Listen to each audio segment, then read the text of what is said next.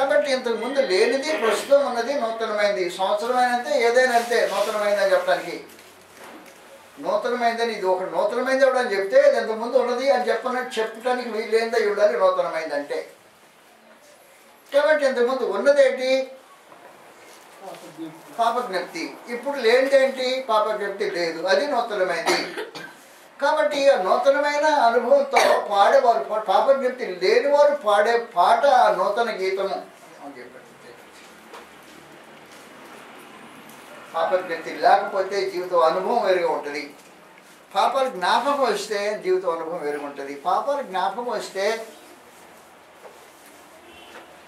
దాని అర్థం ఒకటే, దేవుడిని పాపాలు క్షమించలేదు అని అర్థం. మనస్సాక్షికి దాన్ని గుర్తుపెట్టుకోండి, మనసుకు పాపం జ్ఞాపకం వస్తే కాదు, మనస్సాక్షికి పాపం జ్ఞాపకం వస్తే దేవుడు పాపాలు క్షమించలేదు అని అర్థం. దేవుడు మనుషుల పాపాలు క్షమించాడంటే మనస్సాక్షికి పాప జ్ఞప్తి లేకుండా పోతుంది, అది గుర్తు. పాపాలు క్షమించబడ్డాయి అనేది మనస్సాక్షికి పాప జ్ఞప్తి లేకపోవడం అనేది ఒక విశేషమైన సమాచారం. మనస్సాక్షికి పాప జ్ఞప్తి లేనివాడు నూతన గీతం పడతారు. కాబట్టి సియోను పర్వతం దగ్గర విశేషమైన సమాచారం దొరుకుతుంది.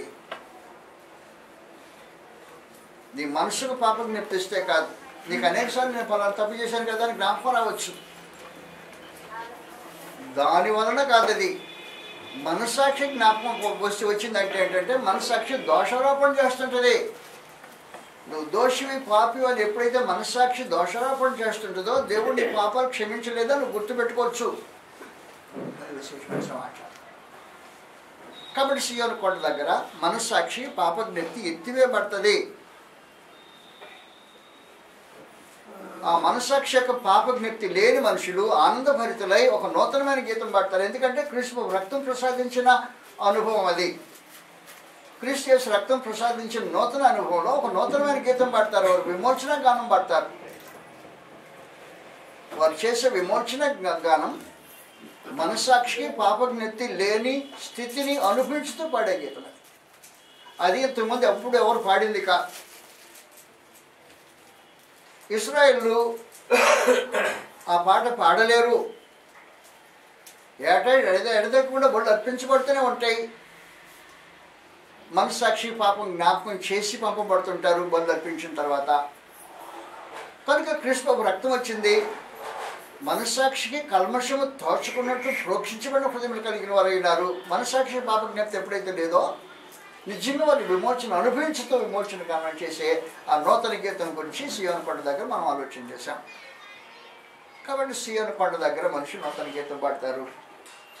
ఏం పాట అని కాదు, అనుభవం అది. మనస్సాక్షికి పాపజ్ఞప్తి లేని అనుభవంతో పాడే పాట అది. అది నూతన గీతం అన్నారు దాన్ని. కాబట్టి సియోను కొండ దగ్గర ఇంకా జరిగే విశేషమైన వ్యక్తి సంగతి ఏంటంటే ఆ మనుషులు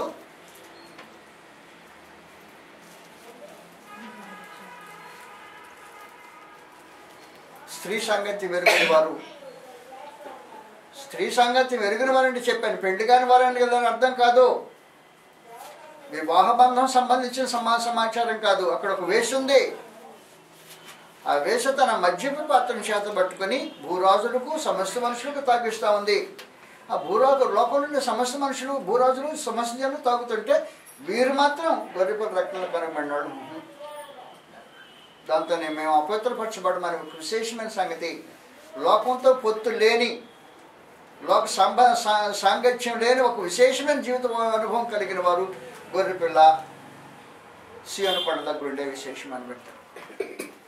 ఇంకొక విశేషమైన సంగతి వారి గురించి గ్రంథం ఏం తెలియజేసిందంటే అబద్ధం ఆడటం చేతగాని వాళ్ళు. దేవుని యొక్క స్వరూపం అది. దేవుడికి చేతగాని ఒక పని ఉంది. అబద్ధం ఆడటం దేవుడికి చేత కాదు. హెబ్రీయులకు రాసిన పత్రిక 6వ అధ్యాయంలో అబద్ధం అంటాం దేవునికి చేత కాదు. పసిబిడ్డకి చేత అయింది, దేవునికి చేత కాదు. 6వ అధ్యాయం. దేవునికి చేతగాని ఒక విశేషమైన సంగతి అబద్ధం అంటాం. అబద్ధం అంటాం చేతగాని దేవుని దగ్గర, ఆయన గొర్రెపిల్ల దగ్గర ఉండే మనుషులకు అబద్ధం ఆడటం రాదు అని సమాచారం విశేషంగా చెప్పుకోదగింది 6వ అధ్యాయంలో 16 నుండి 18 వరకు వచ్చిన వరకు ఈ సమాచారం రాబడింది. 17వ వచనం ప్రత్యేకించి సమాచారం రాబడి, తెలుగు ఇంగ్లీష్లో అయితే 16వ వచనంలో రాబడి ఉంది. ఏముందంటే అబద్ధమాట జాలని అని దేవుని గురించి రాబడి ఉంది. అబద్ధం 17-18వ వచనం.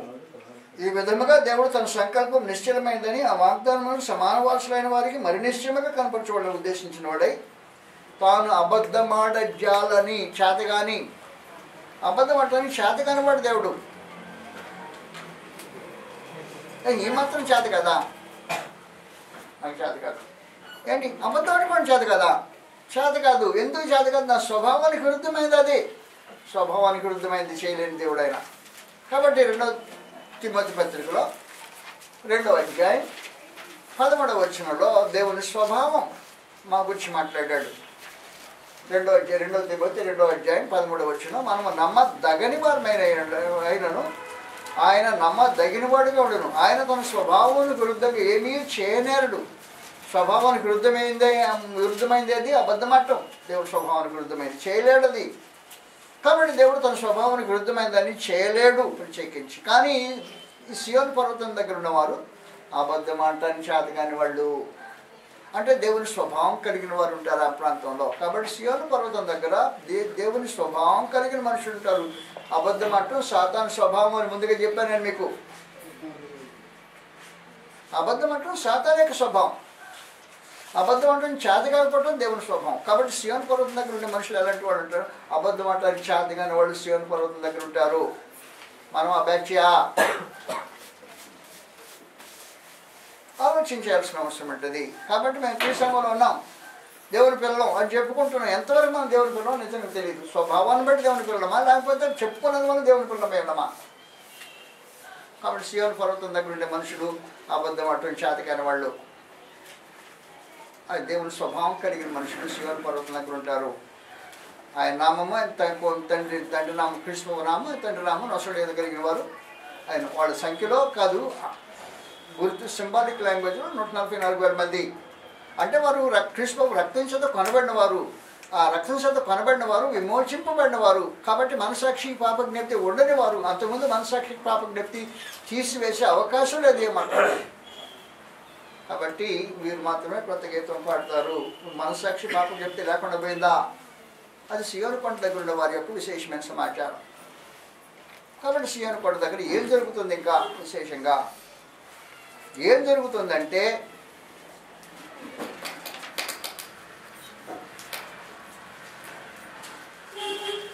62వ అధ్యాయం యెషయా గ్రంథంలో, యెషయా గ్రంథం 62వ అధ్యాయంలో సియోను పర్వతం మీద జరిగే మరొక విశేషమైన సమాచారం రాయబడింది. సియోను పర్వతం,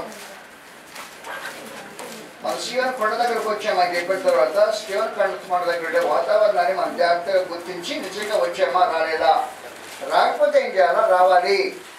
రాకుండా బయట నుండి వచ్చామని చెప్పుకోవటం న్యాయం కాదు. 62వ అధ్యాయం సమాచారం రాబడింది. సియోను నీతి, ఇప్పుడు మాట్లాడుతుంది సియోను నీతిని గురించి మాట్లాడుతున్నాడు. సియోను నీతి సూర్యకాంతి వలె కనబడేవారు, దాని రక్షణ దీపం వలె వెలుగు చెడువారు. సియోను పక్షమందు నేను మౌనంగా ఉండను, యెరూషలేము పక్షమందు నేను ఊరకుండను. జనులు నీ నీతిని కనుగొనును, రాజులందరూ తన నీ మహిమను చూచెదరు. యెహోవా నియమింపబోవు క్రొత్త పేరు నీకు పెట్టబడును. నీవు యెహోవా చేతిలో భూషణ కిరీటముగాను నీ దేవుని చేతిలో రాజకీయ మకుటంగాను ఉంటావు అని చెప్పేసి. కాబట్టి సియోను నీతి వాస్తవానికి క్రీస్తు సంఘం నీతి కలిగింది.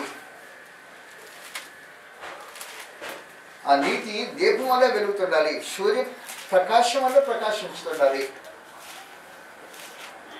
సియోను నీతి దీపకాంతి వల్ల వెలుగుతుండేవారు. దాని రక్షణ తప్పు చదివాను. సియోను నీతి సూర్యకాంతి వల్లే కనబడేవారు, దాని రక్షణ దీపం వల్ల వెలుగుచుండేవారు. సియోను పక్షమున నేను మౌనంగా ఉండను, యెరూషలేము పక్షమున నిలబడకూడను. జనములు నీ నీతిని కనుగొను, రాజులు నీ మహిమను చూచెదరు. యెహోవా నియమింపబోవు క్రొత్త పేరు నీకు పెట్టబడును.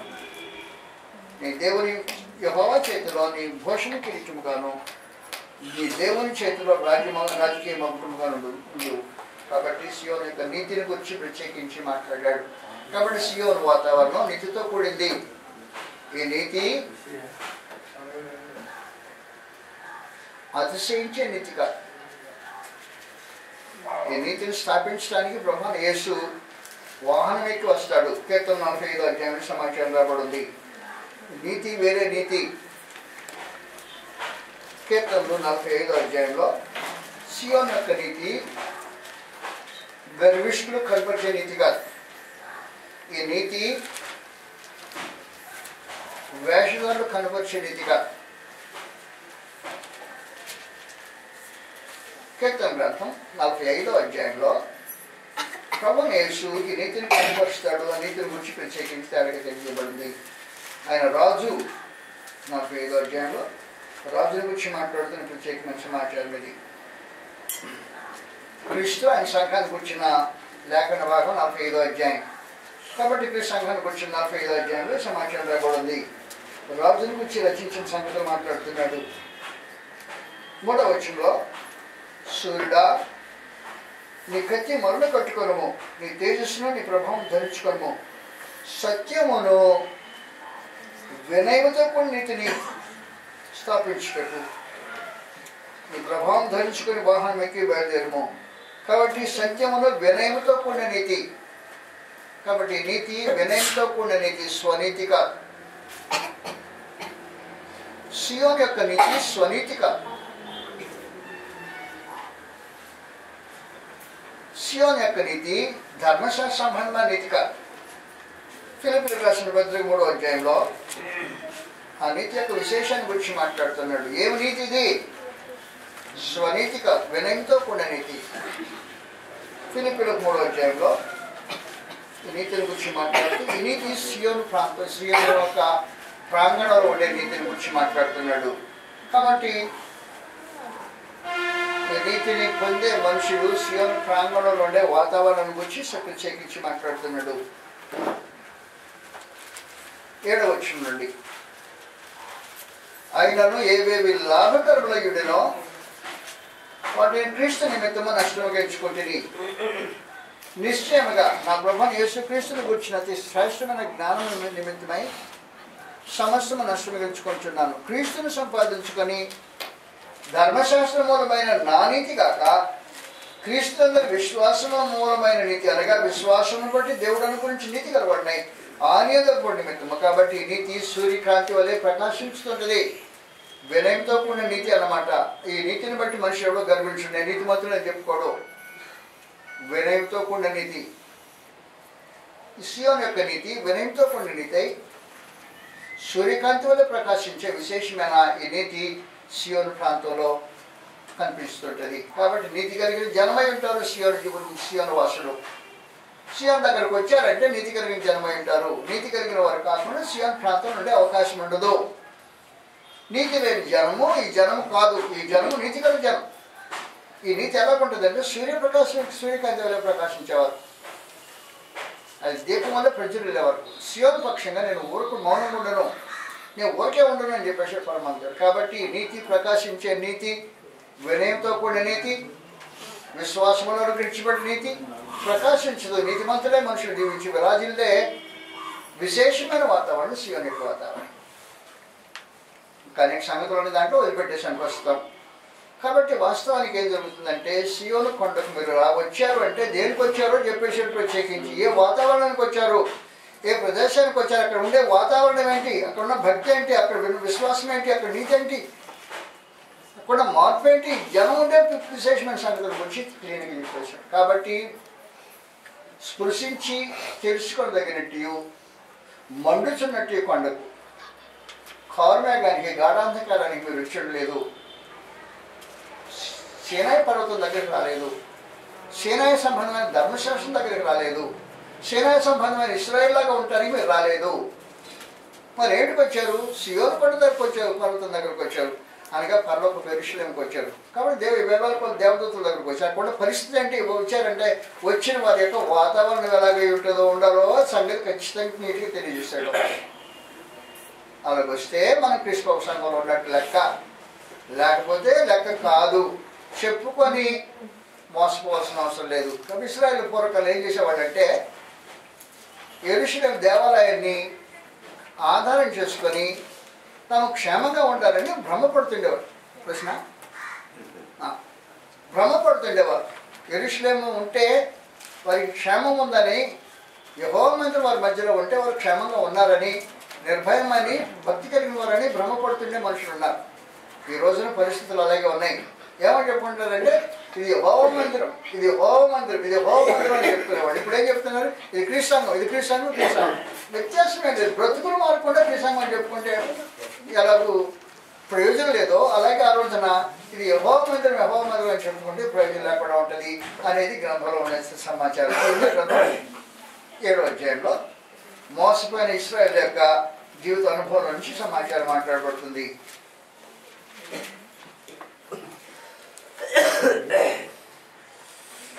ఈ టైప్ ఏం టైప్ అంటే చెట్టు పేరు చెప్పి కాయలు అమ్ముకునే మనుషుడు. చెట్టు పేరు చెప్పి కాయలు అనుకోవటం అంటే మనకు బాగా తెలిసిన సామెతే కదా. చెట్టు పేరు మాత్రం అది, కాయలు అవి కాదు. ఆ చెట్టు పేరుతో కాయలు అమ్ముడుపోవటానికి ప్రత్యేక ప్రయత్నం చేసే మనుషులు ఎలాంటి వాళ్ళు? ఆనాటి ఇశ్రాయేల్ అలాంటి మనుషులే, ఈ రోజున క్రీస్తాంగ ప్రజలు కూడా అలాంటి మనుషులే, వ్యత్యాసం లేదు ప్రత్యేకించి. చదువుతాం గ్రంథం తీసి 7వ అధ్యాయంలో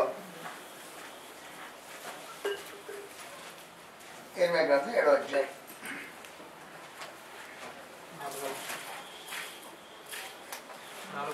2వ వచనం నుండి నీవు యెహోవా మందిర ద్వారంలో నిలబడి ఈ మాట అచ్చటనే ప్రకటించము. యెహోవాకు నమస్కారం చేయుటకై ఈ ద్వారములలో బడి ప్రవేశించు యోధా వారారా, యెహోవా మాట వినుడి. సైన్యములకు అధిపతియు ఇశ్రాయేలు యొక్క దేవుడు యెహోవా ఇలా సెలవిచ్చున్నాడు, నేను ఈ స్థలమును మిమ్మల్ని నివసింపజేయనట్టు మీ మార్గములను మీ క్రియలను దిద్దుకొనుడి. ఏం చేయాలి? మీ మార్గాలు క్రియలు దిద్దుబాటు కావాలి. ఈ స్థలము యెహోవా ఆలయము, ఈ స్థలము యెహోవా ఆలయం, ఈ స్థలం యెహోవా ఆలయం అని మీరు చెప్పుకుంటున్నారే. ఈ మోసకరమైన మాటలు మీరు ఆధారం చేసుకోవద్దు. ఈ మోసకరమైన మాటలు ఆధారం చేసుకో, ఇది యెహోవా ఆలయం కదా, అది మోసకరంగా ఆలయంగా మోసకరంగా దాన్ని ఆధారం చేసుకోవటం. మరి ఏం చెప్పుకుంటారంటే ఇది యెహోవా ఆలయం, ఇది యెహోవా ఆలయం, ఇది యెహోవా ఆలయం అంటే అర్థం ఏంటి? యెహోవా ఆలయం మా దగ్గర ఉంది కాబట్టి మేము క్షేమంగా ఉన్నాం, మాకు మా రక్షణ సురక్షితంగా ఉంది, మేము మంచివాళ్ళం, నీతిమంతులు అని చెప్పుకుంటున్నాం. మా పరిస్థితి పరమదేవుడు అంటున్నాడు ఈ వ్యర్థమైన మాటలు రా, పేరు చెప్పుకొని చెట్టు పేరు చెప్పుకొని కాయలు అమ్ముకోవద్దు అన్నాడు ప్రత్యేకించి. అది అని చెప్పదలసిన సందేశం. ఈరోజు కూడా మనుషులు పద్ధతిలో ఉన్నారు. చెట్టు పేరు చెప్పుకొని కాయలు అమ్ముకోవటం అనేది దేవుడు అంగీకరించే కార్యక్రమం కాదు. అందువల్ల మనం నిజంగా సియోను కొండ దగ్గరకు వచ్చామా? సియోను కొండ సంబంధమైన వాతావరణం మన జీవిత అనుభవం ఉందా? ఆ సంబంధించిన ప్రజల మీద యాకోబు దేవుని వద్ద యెహోవాతో మేము వచ్చామా? ఆయన మార్గం విషయమే బోధింపబడిన త్రోవలో నిలుచుకునేటట్టుగా ఉన్నామా? ఈ సంగతి మనుషులు తీవ్రంగా ఆలోచించాల్సిన అవసరం ఎంతైనా ఉంది. కాబట్టి సియోను అనే ఈ విశేషమైన ఈ స్థలాన్ని క్రీస్తు ప్రభు దావీదు సంతతి వారి సింహాసనం ఉండే స్థలం అది. దావీదు సంతతి వారి సింహాసనం ఏ స్థలంలో ఉంటుందో, దేవుని ప్రజలను ఏలుబడి చేసే సింహాసనము దావీదు సింహాసనమైన క్రీస్తు సింహాసనం ఎక్కడ ఉంటుందో అది సియోను. విశేషమైన సంగతి. కాబట్టి సియోను అంటే క్రీస్తు సింహాసనం ఉండే స్థలము సియోను. ఆయన ఏలుబడి కింద ఉన్న జనము సియోను సంబంధికులు. కీర్తనలు 132 మరోసారి చూస్తాం. కీర్తన 132. కాబట్టి 132లో సియోన్ అని పరమ దేవుడు పెట్టిన ఈ విశేషమైన పేరును గురించి ఆయన గ్రంథంలో ఇలా తెలియజేస్తున్నాడు. 32 12వ వచనం నుండి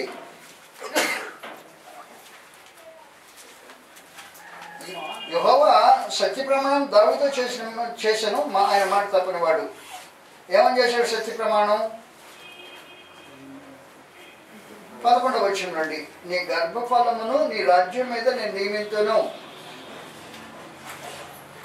నీ కుమారుడు నా నిబంధనను గైకొనిన ఎడల, నేను వారికి బోధించిన శాసనంలో వారు అనుసరించిన ఎడల వారి కుమారుడు కూడా నీ సింహాసనం మీద నిత్యము కూర్చుందరని యెహోవా సత్య ప్రమాణం దావీదుతో చేశానని మాట తప్పనివాడు. యెహోవా సీయోనును ఏర్పరచుకొని ఉన్నాడు, తనకు నివాస స్థలంగా దాన్ని కోరుకొని ఉన్నాడు. ఇది నేను కోరుకున్న స్థానం, ఇది నిత్యము నాకు విశ్రమ స్థానంగా ఉండును, ఇక్కడ నేనే నివసించేదాను. కాబట్టి పరమాత్మ దేవుడు సీయోనులో నివాసం చేస్తాడు. సీయోనులో నివసించే దేవుడు, సీయోనులో తనకి నివాస స్థలంగా కోరుకున్న దేవుడు. ఇక్కడే ఉంటాను నేను, ఇది నేను కోరుకున్న స్థలం. ఏ స్థలం కోరుకున్నాం? దావీదు సంతతి వారు నా సింహాసనం మీద కూర్చున్న స్థలము సీయోను, నేను కోరుకున్న స్థలం. కాబట్టి దావీదు సంతానాన్ని ఎక్కడ కూర్చొని పెట్టడానికి పరమదేవుడు ఉద్దేశించాడో ఆ స్థలము సీయోనుగా ఆయన పేర్కొని దావీదు సంతతి అయిన క్రీస్తు ప్రభువును ఆ సీయోను మీద కూర్చుని పెట్టాడు. అపోస్తలుల 2వ అధ్యాయం.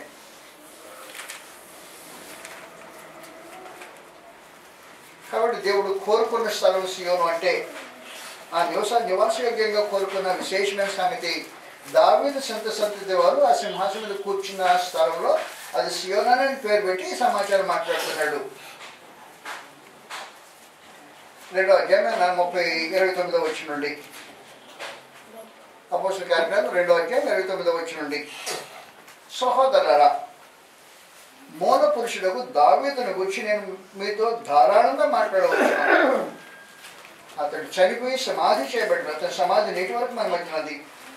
అతడు ప్రవక్త అయి ఉండేను కనుక అతని గర్భఫలములో నుండి అతని సింహాసనం మీద ఒకరు కూర్చుని పెట్టుదును అని దేవుడు తనతో ప్రమాణపూర్వకం ఒట్టి పెట్టుకున్న సంగతి అతడు ఎరిగి క్రీస్తు పాత్రలో విడవబడలేదని ఆయన శరీరం కుళ్ళిపోలేదని దావీదు ముందుగా తెలుసుకొని ఆయన పునరుద్ధానం గురించి చెప్పాను. ఈ యేసును దేవుడు లేపాను, దీనికి మేమందరం సాక్షులు కాగా ఆయన దేవుని కుడి పార్శ్వంలో హెచ్చింపబడి పరిశుద్ధాత్మను గురించిన వాగ్దానం తండ్రి వల్ల పొంది మీరు చూసి దీన్ని కుమరించున్నాడు. దావీదు పరలోకంలోకి ఎక్కిపోలేదు. అయితే అతడు ఇట్లను, నేను మీ శత్రువులని పాదముల కింద పీఠంగా చేయ వరకు నా కుడి పార్శ్వం కూర్చున్నామని ప్రభు నా ప్రభుతో చెప్పాను. ఇది 110వ కీర్తన మనం అంతమంది చూసింది ఇది. కాబట్టి 113వ కీర్తన చూసిన విశేషమైన సంగతి సీయోనులో క్రీస్తు ప్రభువును కూర్చుని పెట్టి అనే విశేషమైన సమాచారం ఇది. కాబట్టి దేవుడు కోరుకున్న ప్రత్యేకమైన స్థలం దావీదు సింహాసనం మీద దావీదు సంతతిలో ఒకడు కూర్చుని పెట్టే ఆ కూర్చుని పెట్టిన వాగ్దానం చేసింది క్రీస్తు ప్రభువు ప్రత్యేకించి. ఆ క్రీస్తు ప్రభువులందు నెరవేర్చబడే ప్రవచనం నెరవేరినప్పుడు సీయోనులో అక్కడ నేను నివాసం చేస్తాను, అది నేను కోరుకున్న స్థలం అన్నట్టు. అందువల్ల సీయోను అంటే దేవుడు నివసించడానికి కోరుకున్న స్థలం. దేవుడు నివసించడానికి కోరుకున్న స్థలంలో మనం నివాసం చేస్తుంటే దేవుని ప్రజలమై ఆ సీయోనులో క్రీస్తు ప్రభుతో పాటు ఈ వాతావరణాన్ని పంచుకోవాల్సిన అవసరం లేదు. ఈ మందిర పర్వతం అని ముందుగా అనుకున్నాం. ఈ మందిర పర్వతం యొక్క విశేషమైన సంగతి 110వ కీర్తనలో ఇలా రాయబడింది. మందిరము పర్వతము 2 క్రీస్తు ప్రభువునందు ఏకం చేసి దాన్ని మందిర పర్వతం అన్నాడు. ఇవి ఎలాగా ఏకమయ్యాయో ఆయన ఇలా తెలియజేస్తున్నాడు. 2 పదవులు శాశ్వతమైనవి. శాశ్వతమైన 2 పదవులు ఏంటంటే, ఒక పదవి రాజు పదవి, అది పర్వతం మీద కూర్చుండే పదవి పర్వతం. రెండవది మందిరం సంబంధించే పదవి యాజకత్వం. రాజు యాజకుడు 2 మందిర పర్వతాలు ఉండే విశేషమైన సమాచారం అది. కాబట్టి ఆయన మందిర పర్వతానికి సంబంధించిన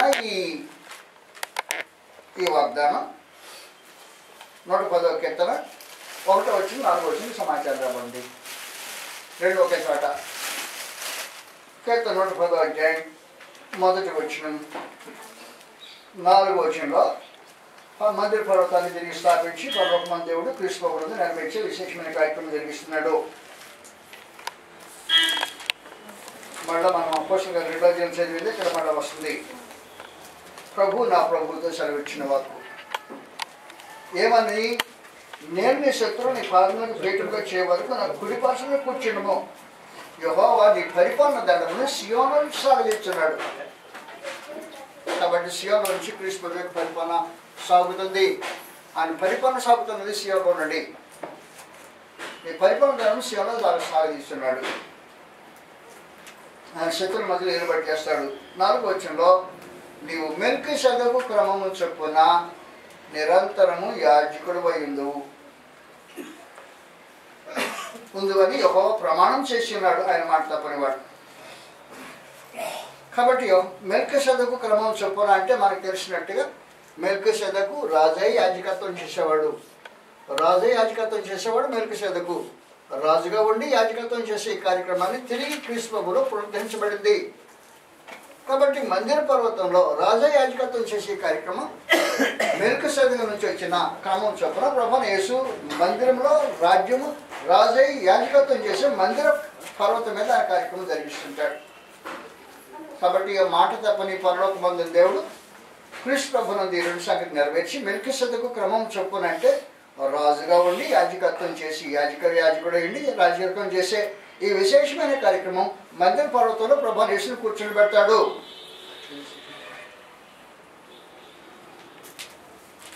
హెబ్రీయులకు 10వ అధ్యాయం.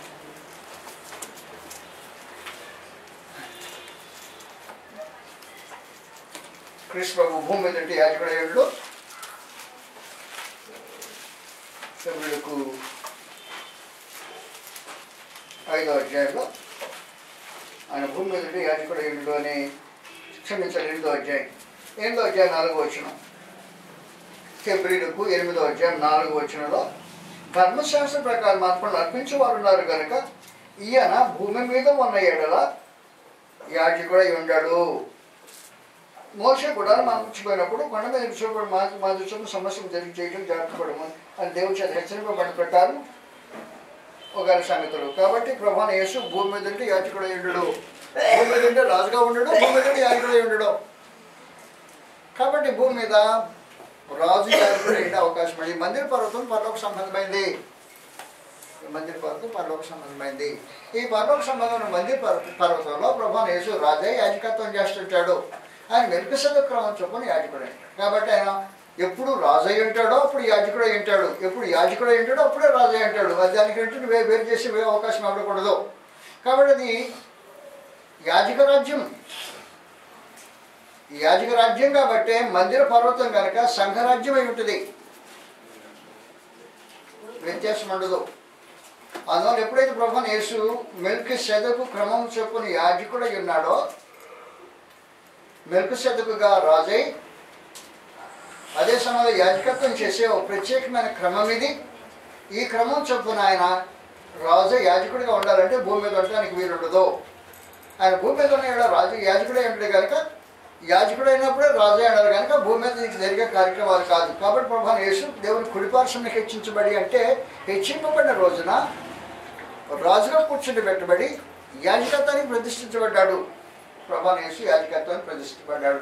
కాబట్టి పరలోకంలో కూర్చున్న ప్రభువైన యేసు రాజే యాజకుడిగా ఉంటాడు. ఆయన రాజ్యము యాజక రాజ్యమై ఉంటుంది. ఆయన ప్రజలు యాజకులైన రాజులైన యాజకులై ఉంటారు. దయతోనే మనం ఆలకించండి. మీరు ఎక్కడున్నారు? మీరు ఎక్కడున్నారు? బిల్డింగ్లో ఉన్నాం. రైట్.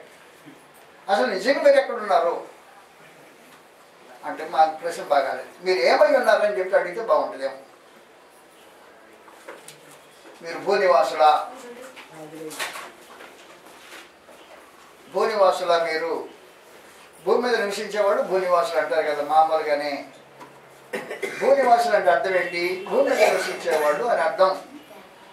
కానీ గొర్రెపిల్ల యొక్క ఈ వాతావరణంలో ఉండే మనుషుల గురించి గ్రంథం ఎలా తెలియజేస్తుంది? ప్రకటన గ్రంథం 13వ అధ్యాయం 8వ వచనం సమాచారం రాబడింది. ప్రకటన 8వ అధ్యాయం 13వ అధ్యాయం 8వ వచనం. భూనివాసులు అంటే గ్రంథం ఇచ్చిన నిర్వచనం ఇది. భూనివాసులు గ్రంథం ఇచ్చే నిర్వచనం ఏమంటే 13వ అధ్యాయం 8వ వచనంలో భూనివాసులందరూ అనగా జగదుత్పత్తి మొదలుకొని వధింపబడిన గొర్రె పిల్ల యొక్క జీవగ్రంథం మంది ఎవరి పేరు రాయబడలేదో వారు భూనివాసులు. అంటే ఒకవేళ మీ పేరు గొర్రెపిల్లకి జీవగ్రంథం రాయబడిందా? సియోను వాతావరణం ఉన్న వారి పేర్లు గొర్రెపిల్లకి జీవగ్రంథం రాయబడున్నాయి. మీ పేర్లు ఎక్కడున్నాయి? గొర్రెపిల్లకి జీవగ్రంథంలో ఉన్నాయా? అనుమానమా? అనుమానం అయితే నేను చెప్పలేను. కానీ ఉన్నవాళ్ళకి ఏం చెప్పిందంటే భూనివాసులందరూ. ఎవరు భూనివాసులు అంటే గొర్రెపిల్ల యొక్క జీవగ్రంథం అందు ఎవరి పేరు రాయబడలేదో వాళ్ళు భూనివాసులు అంటే మిగిలిన వాళ్ళు ఎవరు భూనివాసులు కాదు అన్నమాట. కాబట్టి భూనివాసులు కాని వారు ఎక్కడున్నారు? గొర్రెపిల్లకి జీవగ్రంథంలో భూనివాసులు కాని వాళ్ళు ఉన్నారు. వీళ్ళేమన్నారు? వీళ్ళేమన్నారంటే తేజవాసులు అన్నారు గ్రంథం ప్రకారం. తేజవాసులు అంటే దేవుడు తేజవాసి, సమీపింపడానికి తెలుసు, ఆయన మాత్రమే వసించుతుంటాడు కాబట్టి దేవుడు తేజవాసి అంటాడు. మీరెవరు ఏమైనారు? తేజవాసులు అయినారు. కొలసీలకు 1వ అధ్యాయం 9వ వచనం సమాచారం రాయబడింది. అందువలన భూనివాసులు కాదు, క్రైస్తవులు భూనివాసులు కాదు, తేజవాసులు మాట్లాడు. అందువలన క్రీస్తు భూమి మీద ఉంది, ఇలాంటి భూనివాసులు కాదు. అది వాస్తవం కాదు. భూమి మీద లేదు. భూమి మీద ఉన్నవాడు కాదు లెక్క ప్రకారం, దేవుని లెక్క ప్రకారం. భూనివాసులు అంటే ఎవరంటే గొర్రెపిల్లకి జీవగ్రంథం మంది పేరు రాయబడిన వాళ్ళందరూ భూనివాసులు. గొర్రెపిల్లకి జీవగ్రంథం పేరు రాయబడితే భూనివాసులు కాదు. మరి భూనివాసులు కాబట్టి ఏ నివాసులు? ఏ నివాసులు? కొలసీలకు రాసిన పత్రిక 1వ అధ్యాయం 9 నుండి 12వ వచనం మాట్లాడబడింది. నేను స్పీడ్కి వెళ్తున్నానా? ఎన్నో ఇబ్బంది ఏం లేదు. బైబిల్ ఉంది కదా, చూద్దాం కావాలంటే. కొలసీలకు 1వ అధ్యాయం 9వ వచనం నుండి 12వ వచనానికి సమాచారం రాబడింది. క్రీస్తు సంఘం భూమి మీద ఉన్నది, ఇది భూమి మీద ఉంది, భూ సంబంధమైన అనే వాళ్ళు అర్థం లేని మాటలు మాట్లాడుతున్నారు. అందుకంటే లేదు, భూమి మీద లేదు అంటున్నారు అర్థం. వాళ్ళొక పేరు ఇది భూనివాసులు కాదు. వీళ్ళు భూనివాసులాగా మీరు మసులుకుంటే నేను వేరే సమయం చెప్పి తేజోని సియోను కొండ దగ్గరకు రాలేదేమో కానీ సియోను కొండ దగ్గరకు వస్తే మీరు భూనివాసులు కాదు అని గ్రంథం తెలుసు. సత్యానికి 9వ వచనం నుండి ఈ సంగతి రాయబడింది. కొలసీలకు 1వ అధ్యాయం 9వ వచనం నుండి అందుచేత ఈ సంగతి వినని నాటి నుండి మేము మీ నిమిత్తము ప్రార్థన చేయటం అనక మీరు కొలసీ సంఘం సంపూర్ణ జ్ఞానమును ఆత్మ సంబంధమైన వివేకం గలవారును ఆయన చిత్తమును పూర్ణముగా గ్రహించిన వారిని ప్రతి సత్కారంలో సఫలవచ్చు, దేవుని విషయమైన జ్ఞానమందు అభివృద్ధి పొందొచ్చు, అన్ని విషయంలో ప్రభువును సంతోషపెట్టినట్లు ఆయన తగినట్టుగా నడుచుకోవాలని ఆనందంతో కూడిన సంపూర్ణమైన ఓర్పును దీర్ఘశాంతిని కనపరిచినట్లు ఆయన మహిమ శక్తిని బట్టి సంపూర్ణ బలంతో బలపరచబడవలని. అది అసలు సంగతి. తేజోవాసులైన పరిశుద్ధులు కాబట్టి పరిశుద్ధులు తేజోవాసులు అన్నమాట. దేవుడు తేజోవాసి, పరిశుద్ధులు తేజోవాసులు కాబట్టి భూనివాసులు కాదు వీళ్ళు. కాబట్టి క్రీస్తు సంఘం భూమి మీద ఉన్నదని భ్రమపడాల్సిన అవసరం లేదు.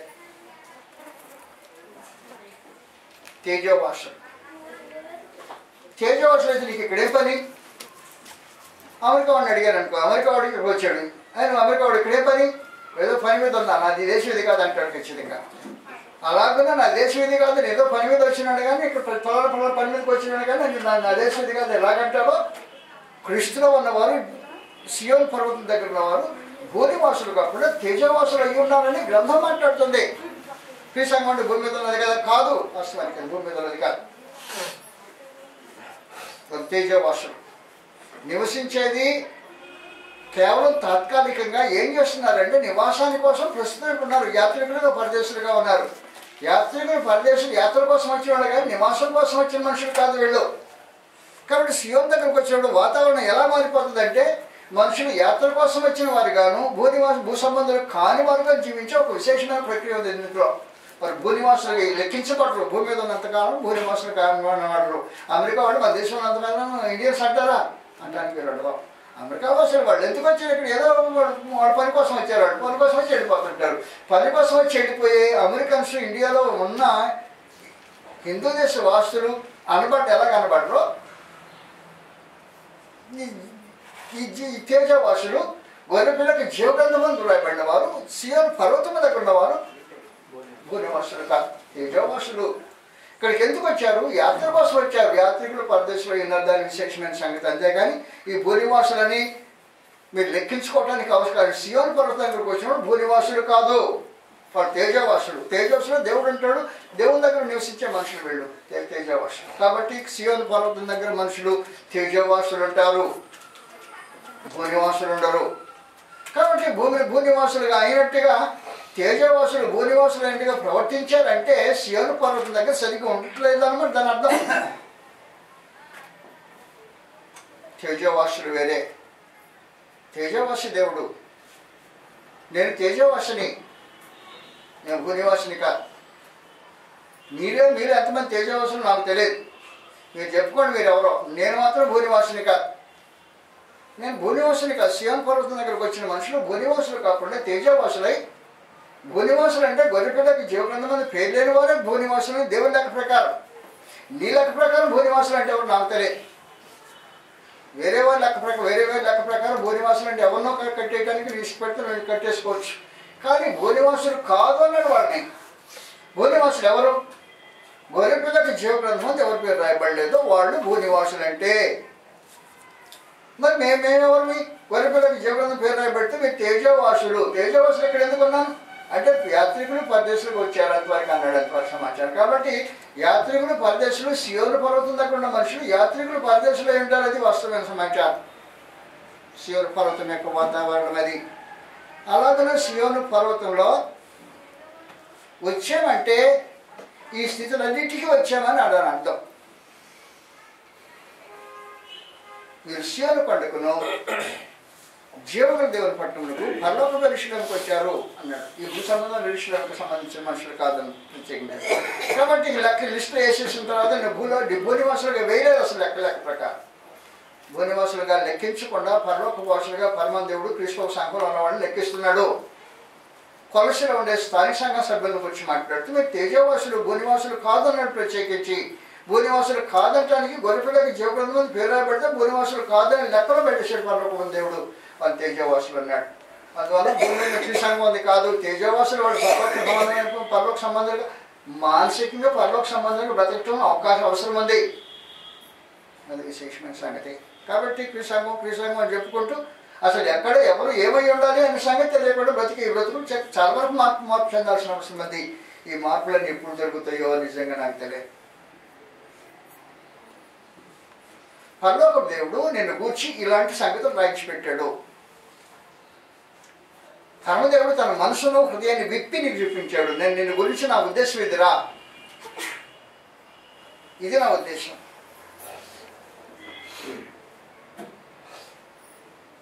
హృదయాన్ని విప్పి పరమదేవుడు మనుషులు ఎదుటి పెట్టినంతగా ఎవడు తన హృదయాన్ని తన భార్య ఎదుటి కానీ తన భార్య తన భర్త ఎదుటి కానీ పెట్టుడు సుమారుగా.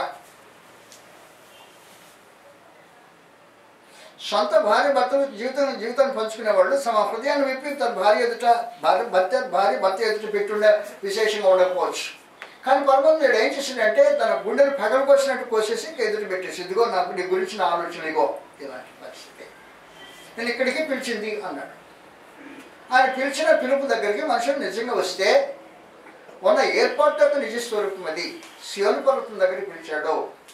మీరైతే ఇప్పుడైతే మీరు సియోను కొండ తప్పలేదు అనగా జీవంగా దేవుని పట్టణం పరలోక వెలిచడానికి వచ్చారని చెప్పని ప్రత్యేకంగా చెప్పిన తర్వాత ఆ వాతావరణంలో మనుషులు జీవించడం అనేది చాలా ప్రాముఖ్యంగా అవసరమైంది.